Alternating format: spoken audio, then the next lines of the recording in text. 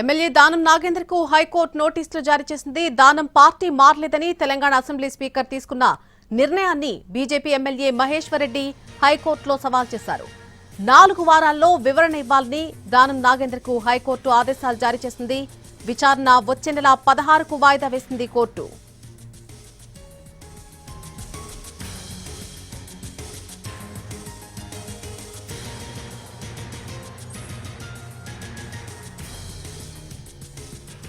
MLA Danam Nagender కు high court నోటీసులు జారీ చేసింది. దానం పార్టీ మారలేదని తెలంగాణ అసెంబ్లీ స్పీకర్ తీసుకున్నటువంటి నిర్ణయాన్ని బీజేపీ ఎమ్మెల్యే మహేశ్వర్ రెడ్డి హైకోర్టులో సవాల్ చేశారు.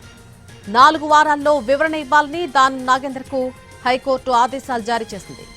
ఇక దీనికి సంబంధించిన విచారణ వచ్చే నెల 16కు వాయిదా వేసింది హైకోర్టు.